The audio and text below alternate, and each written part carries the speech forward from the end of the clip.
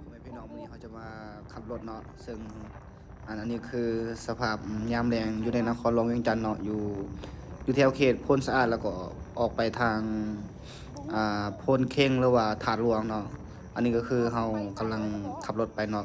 ซึ่งในช่วงนี้รถที่ว่าเขาเจ้ากำลังจะเลิกเวียกแล้วก็รถจะหลายเนาะอันนี้ก็ในช่วงที่ประมาณอยู่3 โมงเนาะแต่ว่ารถบ่ทันหลายเทื่อพี่น้องประมาณ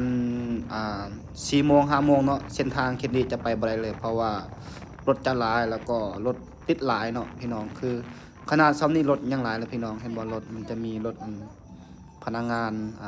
เอกชนในรัฐเนาะที่ว่าเขาเจ้ากำลังเริ่มเลิกเวียกเพราะว่าบาง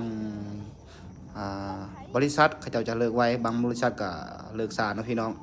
อันนี้ก็คือเส้นทางที่ว่าเพิ่นกำลังซ่อมแปลงก็มีการขยายเนาะแต่ว่าเส้นทางมีความยุ่งยากหน่อยนึงเพราะว่าเขาเจ้ากำลังซ่อมแปลงแล้วก็บูรณะเนาะบูรณะซ่อมแปลงเส้นทางเพิ่นจะมีการขยายออกไปให้กว้างขวางเนาะเพื่อบ่ให้การสัญจรแออัดเนาะพี่น้องอันนี้ทางหน้าคือรถแต่ว่าบ่ฮู้เป็นรถหยังเนาะพี่น้องใช่อยู่บ่อนนี้ก็คือวงเวียนถาดหลวงเขาจะบอกว่าวงเวียนถาดหลวงหรือว่าวงเวียน450 ปีเนาะวงเวียนตัวนี้เป็นจุดเริ่มต้นของเส้นทางหรือว่าถนนไกรสอนพรหมวิหารเนาะท่